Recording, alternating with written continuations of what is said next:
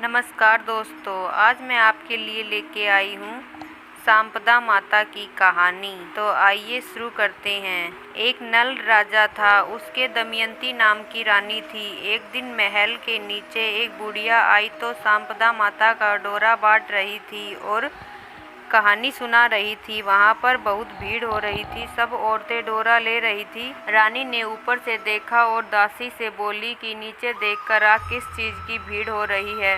तो वह देखकर आई और बोली कि एक बुढ़िया सांपदा का डोरा बांट रही है, जिससे धन लक्ष्मी होती है। वह डोरा कच्चे सूत की 16 तार की 16 गांठ दे और हल्दी में रंग कर पूजा करके 16 नए जौ के आखे हाथ में लेकर सांपदा माता की कहानी सुनकर गले में बांधे।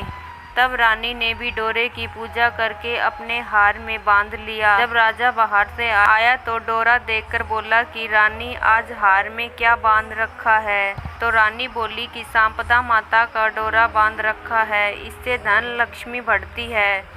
तो राजा बोला कि अपने पास तो बहुत धन है, और कहकर राजा ने डोरा फेंक दिया। उसी दिन रात को सपने में सांपदा माता बोली कि राजा, मैं तेरे घर से जा रही हूँ। तो राजा ने पूछा कि तू कौन है? तो वह बोली, मैं सांपदा हूँ, इसलिए मैं जा रही हूँ। तेरा धन कोयला हो जाएगा। सुबह उठकर जब राजा ने देखा तो सारा धन कोयला हो गया। तब राजा बोला कि रानी, हम यहाँ पर एक ब्राह्मणी की लड़की को छोड़ देंगे, जो रोज यहाँ दिया जला देगी, पानी भरेगी, घर में झाड़ू करेगी और घर में बैठी रहेगी, और हम दूसरे गांव में जाकर रहेंगे। जब वह तालाब पर पहुँचे तो राजा ने वहाँ पर 2 तीतर रानी को लाकर दिए। तू इन्हें भून कर रख ले, मैं अभी नहा कर आता हूँ। रानी ने तीतर भून ली। तब दोनों खाने बैठे तो तीतर उड़ गए। तो राजा रानी अपनी बहन के यहाँ पहुँचे। बहन ने उन्हें पुराने घर में ठहरा दिया। राजा रानी बहन के घर में गए तो वहाँ बहन के सोने की बच्ची बछेड़ा पड़ा था। वह जमीन खा गई तो राजा रानी से बोला, यहाँ से चलो, नहीं तो अपने सिर चोरी लग जाएगी। और वहाँ से दोनों चले गए। वहाँ से राजा के दोस्त के गए तो उसने उन्हें पुराने महल में ठहरा दिया। वहाँ पर गए तो वहाँ 1.25 करोड़ का हार खुट्टी पर टंगा हुआ था और वहाँ पर मोर बना था। वह हार निगल गया। तब राजा रानी बोली कि यहाँ से भी चलो, नहीं तो अपने सिर हार की चोरी लग जाएगी। तो रानी बोली, किसी के घर जाने की बजाय जंगल में लकड़ी काट बेचकर हम अपना पेट भर लेंगे। वह एक सूखे बगीचे में पहुंचे तो बाग हरा भरा हो गया। बाग का मालिक बहुत खुश हुआ। उसने देखा वहां पर स्त्री पुरुष सो रहे हैं। उन्हें जगाकर बाग के मालिक ने पूछा, तुम कौन हो जो 12 वर्ष का सूखा बाग हरा हो गया?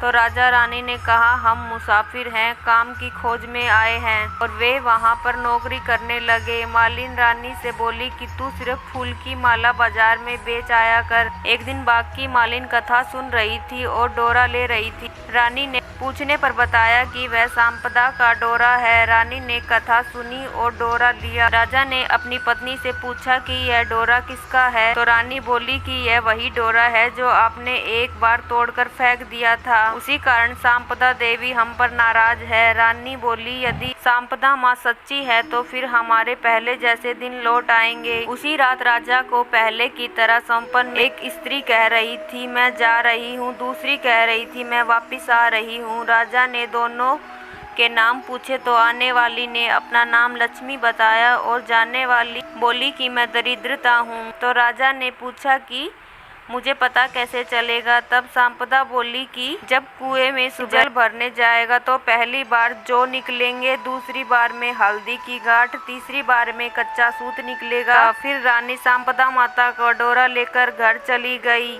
वह सांपदा माता ने उन्हें खूब सारा धन दिया। फिर राजा रानी बोले कि अब हमारे 12 वर्ष पूरे हो गए, अच्छे दिन आ गए हैं, इसलिए हम अपने घर जा रहे हैं। तब मालिन ने उन्हें बहुत सा धन दिया। वहाँ से वह अपने दोस्त के यहाँ पहुँचे तो दोस्त राजा ने उन्हें अपने नए महल में ठहराया। फिर राजा बोला कि हमें वहीं पर ठहरा दो जहाँ पहले ठहराया था। वहाँ जाकर देखा कि जो हार मोर निगल गया था वह हार खुट्टी पर टंगा हुआ था और उनका कलंक उतर गया। वहाँ से वह बहन के गए तो बहन ने उन्हें नए महल में ठहराने के लिए कहा। तब राजा रानी बोले कि हमें तो वहीं ठहरा दो जहाँ पहले ठहराया था। जब वह वहाँ पर गए धरती बच्ची निगल गई थी, वह दे गई।